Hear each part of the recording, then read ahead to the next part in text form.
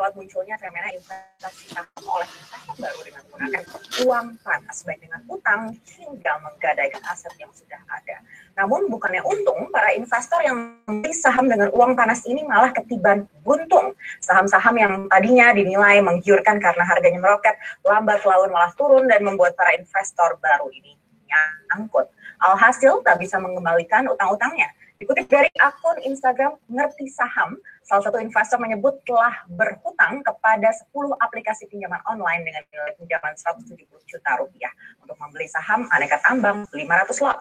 Lalu ada pengakuan lain dari investor panik lainnya setelah saham Kimia Farma selama beberapa hari terakhir terus mengalami auto reject bawah atau ARB, justru mengalami penurunan portfolio hingga 25%.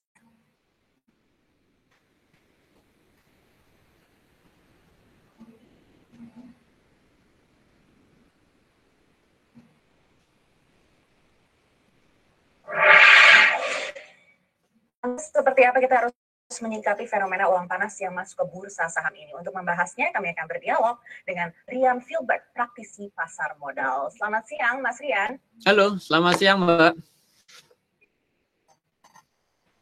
Iya, Mas Rian, ini kalau kita lihat sekarang investor retail ini semakin menjamur di pasar modal begitu ya. Bahkan kalau melihat data dari Bursa Efek Indonesia sepanjang tahun 2020 kemarin, ini jumlah investor retail meningkat 56% di 3,8 juta. Nah, bagaimana Anda melihat menjamurnya investor retail ini? Apakah ini justru sebuah keuntungan atau justru malah berbahaya?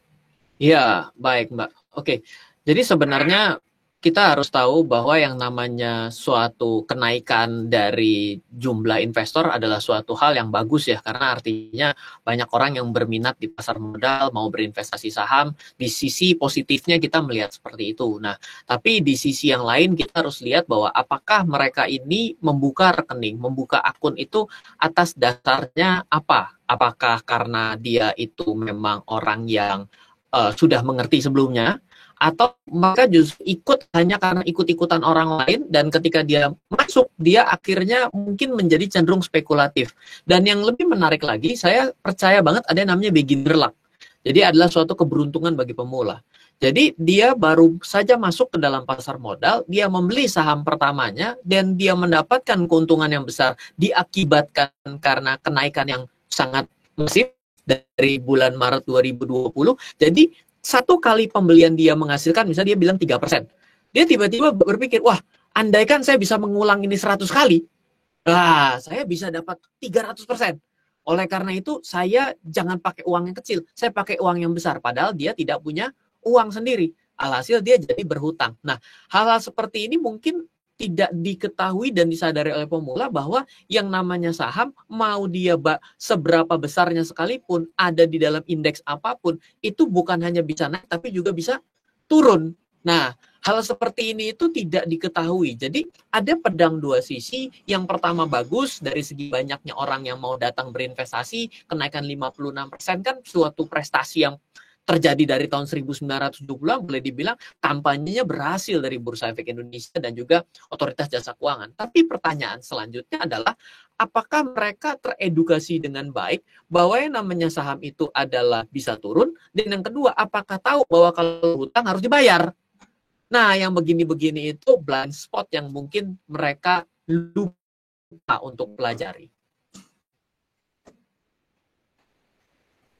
Artinya memang kurangnya edukasi atau literasi yang seharusnya dimiliki sejak pertama kali ya bergabung di pasar saham, seperti itu, Mas Rian. Iya, ada dua sebenarnya. Adalah kekurangan pengetahuan, dan yang kedua adalah karena mereka itu greedy, mereka ini serakah gitu ya. Jadi yang namanya kombinasi ketidaktahuan dan keserakahan ini adalah dua kombinasi maut yang akhirnya menimpa ketika pasarnya tidak mendukung dari spekulasinya dia, keserakahannya dia. Maka justru bukannya untung, malah dia jadi terbebani dengan berbagai macam kerugian dan bahkan sampai dengan minusnya parah ya, karena dia sampai dengan hutang kan berarti nilainya jadi ekuitas dia negatif sekali seperti itu. Ini sebenarnya tanggung jawab siapa sih, Mas Rian, untuk memberikan edukasi atau literasi kepada investor-investor baru ini? Oke. Saya selalu tidak berani yang namanya menunjuk orang lain. Kenapa? Karena waktu saya nunjuk orang lain, ada 3 jari yang nunjuk ke saya. Jadi sebenarnya apapun kesalahan dari ketika kita rugi, atas kita investasi kita di saham ataupun pada bisnis kita, sebenarnya yang pertama kali tanya, apa kesalahan saya? Apa kesalahan diri saya? Kenapa saya bisa terjadi seperti ini? Nah, setelah itu kita baru cari tahu sebenarnya apa saja sih yang sudah dipersiapkan. Tentunya kalau kita lihat Bursa Efek Indonesia dengan sangat terus-menerus melakukan sekolah pasar modal, melakukan literasi baik melalui online, bahkan sebelum daripada COVID ini melakukan literasi. Otoritas Jasa Keuangan di bagian dari edukasi dan perlindungan konsumen selalu memberikan suatu literasi ke daerah-daerah dan juga kepada masyarakat. Ya, sebenarnya sudah dilakukan. Namun, apakah edukasi itu adalah tepat sasaran kepada orang-orang yang membuka akun ini, atau orang yang membuka akun ini adalah orang yang ternyata tidak pernah diedukasi seperti itu dan mereka tanda kutip malas untuk bisa mendapatkan informasi bagi diri sendiri. Menurut saya kesalahannya bukan dari satu pihak, tapi pada akhirnya pada banyak pihak juga ikut berkontribusi terhadap masalah ini. Tapi untuk perlindungan, apa yang seharusnya dilakukan oleh mungkin dari bursa atau mungkin anggota bursa? Iya, ketika kita berbicara perlindungan, maka siap-siap bahwa akan terjadinya penurunan minat. Contoh sederhana, saya kalau misalnya sebagai regulator, oke, kamu kalau buka saham, kamu harus ikut online course sebanyak 10 judul dan menjawab sebuah kuis. Itu jangan-jangan cuma tinggal 10% doang tuh yang lewat. Kenapa 90%-nya itu sudah nyangkut di video pertama? Karena dia ngerasa, yang namanya uang saya, kok saya harus ngikutin tes-tes kayak gini? Emang saya ini nggak ngerti? Ya nyatanya banyak yang nggak ngerti. Begitu ikut kuis, kalau kuisnya gagal, apakah dia harus retest? Itu juga jadi masalah baru. Jadi, ini adalah sesuatu yang mau diambilnya yang mana nih? Mau cepat dan kencang, pasti ya efeknya kayak gini. Mau lambat, akhirnya nggak tumbuh juga, pada akhirnya ya kasus goreng-menggoreng, kasus ini, kasus itu, ya itu muncul dari jumlah investor yang nggak tumbuh-tumbuh itu ya, dampaknya juga ke arah sana juga. Jadi kita mau mengambil yang mana? Ini adalah buah si malakama. Pada akhirnya adalah pesan buat diri kita masing-masing, mampukah Anda menjaga diri Anda dalam kehidupan Anda? Baik, Mas Rian, tapi sebenarnya idealnya berapa lama sih seorang investor pemula itu bisa terjun langsung ke pasar saham dan lalu mungkin melanjutkan untuk menjadi trader harian? Oke. Kalau kata-katanya menjadi trader harian itu menjadi sangat panjang ya. Kalau yang namanya pelaku pasar itu menurut saya, keyakinan saya cuma dibagi 3, yaitu menjadi seorang pedagang, ada seorang investor, ada seorang spekulan. Kalau yang namanya seorang spekulan nggak perlu diajarin. At any time, dia hitung kancing pun dia sudah bisa pilih saham. Jadi ini nggak ada waktunya, tidak ada waktu belajar. Nah kalau menjadi seorang investor, sebenarnya tidak membutuhkan suatu waktu yang lama. Kalau mau menjadi seorang investor, itu saya selalu bilang, belajar investasi saham. Itu harus seperti belajar berenang. Yaitu, Anda kalau yang namanya belajar berenang, saya belum pernah dengar ada orang yang langsung loncat ke kolam 4 meter, langsung berusaha struggling, itu berapa banyak itu yang tenggelam dan mati dibandingkan yang akhirnya bisa berenang dengan metode tenggelam di 4 meter? Sedikit. Nah, cara yang benar adalah kalau belajar berenang itu, oh iya, saya udah tahu dasarnya ya. Tangan saya seperti ini, tarikan nafas saya seperti ini, saya akan mulai di kolam 1 meter. Saya akan mulai di kolam 30 cm atau berapalah gitu ya. Yang jelas dia sudah feeling di situ. Nah, jadi dalam investasi saham itu sama. Anda membuka rekening, tapi jangan Anda tiba-tiba begitu buka rekening, taruh uang 1 miliar. Jangan. Walaupun Anda punya, mulailah dari berapa? 1 juta, 2 juta. Kenapa? Karena kita perlu belajar know-how-nya. Saya bertanya lagi kepada semua orang yang hari ini menonton siaran kita. Pertanyaan sangat sederhana. Apakah Anda bisa berenang? Kalau Anda bisa berenang, pertanyaannya sederhana adalah, berapa banyak air yang sudah pernah Anda telan dari mulut, dari hidung, dari masuk ke kuping Anda, sampai Anda muntah-muntah, berapa banyak? Atau Anda bilang, enggak Pak, saya kalau belajar berenang itu langsung sakti. Ada yang kayak gitu? Ya mungkin ada. Tapi yang nggak pernah masuk ke kuping rasanya nggak ada. Mau perenang kelas internasional pun nggak ada. So, pasti belajar itu pasti akan ada sedikit masalahnya di situ. Dengan Anda memulai dari uang yang kecil, Anda masih punya waktu untuk men-top up uang Anda selanjutnya. Bisa bayangkan kalau ternyata uang Anda tinggal 100 juta, 100 jutanya Anda masukkan, sahamnya turun, yang seharusnya Anda tahu, salah nih, saham bagus ini kalau turun saya harus beli lagi. Apakah Anda bisa lakukan? Nggak punya. Kenapa? Karena pelurunya habis. Jadi masalah utamanya adalah kalau Anda menjadi investor, bukan berapa lama Anda mau belajar. Anda mulai hari ini, mulai dari yang kecil dan sederhana, setelah itu Anda tambahkan. Pertanyaan dilanjutkan, kalau saya mau menjadi seorang trader bagaimana? Saya kebetulan sebagai trader pasar modal, saya mulai dari tahun 2004, saya sudah 17 tahun pengalaman dalam dunia keuangan dan investasi.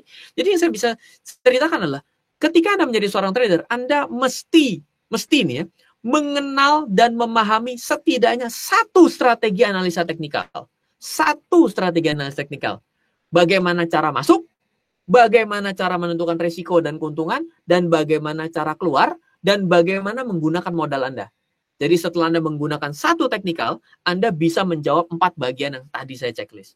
Kalau itu bisa, silakan. Dan menurut pengalaman saya, menjadi seorang trader yang benar, itu learning curve-nya adalah di atas 6 bulan. Baik, lalu banyak juga ini investor baru yang mencoba untuk trading harian dengan menggunakan margin. Kalau Anda menilainya seperti apa? Karena ini kan juga berbahaya untuk sekuritasnya. Oke, ya ini pertanyaan yang bagus ya. Jadi gini, saya mau tanya Mbak, kalau misalnya saya ini adalah seorang pedagang baju pemula, jawaban pedagang baju pemula itu pada saat ini, apakah tiba-tiba dia pergi ke bank, wahai bang, saya mau dagang baju, baru hari ini nih saya mau mulai dagang, saya pinjam duit dong. Apa kira-kira menurut kita berdua nih, apakah itu adalah suatu tindakan yang masuk akal? Kita pasti jawab, wah nekat banget ya. Oke. Yang benar itu kan, oke, saya akan mulai dagang baju, karena saya tidak tahu tren baju yang bagus yang mana. Saya akan mulai foto-fotoin bajunya teman-teman saya untuk saya jual untuk di komunitas saya lah, namanya dropshipping, yang hari ini terkenal seperti itu. Tidak berhutang. Jadi kalau hari ini Anda mau dagang harian, yang mana Anda sebagai seorang trader pemula, tiba-tiba juga Anda menggunakan margin, ya jadi dua sisi. Satu, ya brokernya juga mungkin cukup nekat. Yang kedua juga, ya kok bisa-bisanya ngutang padahal pemula. Yang namanya ngutang itu bukan buat pemula. Tidak ada kata-kata investor pemula itu boleh ngutang. Pedagang pemula boleh ngutang tuh nggak ada. Dan itu menjadi suatu masalah yang jauh lebih besar. Dengan Anda sudah tahu bahwa pas saham dari jam 9 sampai jam 4 berubah harga tiap detik.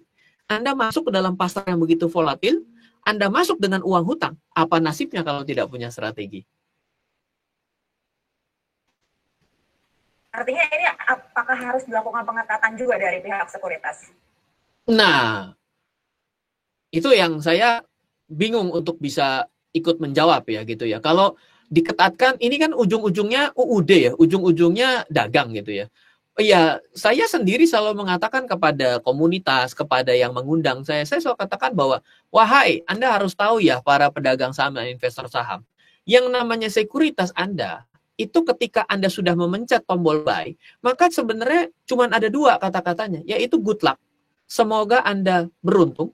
Yang kedua adalah thank you, karena apapun transaksi Anda, saya sudah mendapatkan broker fee. Kalau Anda bertahan lebih panjang, saya senang karena Anda juga artinya jago. Kalau Anda akhirnya rugi, iya, berarti Anda tidak luck, berarti good luck-nya salah. Dan Anda thank you karena tetap saja saya mendapatkan fee. Jadi kalau saya mengatakan bahwa pengetatan ini mau dilakukan, ya artinya kan akan terjadi penurunan dari segi pendapatan. Toh kita juga tahu, pada akhirnya sebenarnya kita harus menjaga diri kita sendiri. Kalau memang mau diketatkan, khawatir akan merugikan pihak sekuritas, ya itu silakan. Tapi dampaknya juga akan ada loh Mbak, ya dengan adanya jumlah penurunan dari transaksi. Ini kan segala sesuatu yang menjadi ada trade-off-nya. Kita mau pilih yang mana nih? Kalau saya dalam sudut pandang investor, saya akan bilang bagaimana caranya agar saya bisa jaga diri. Seperti itu.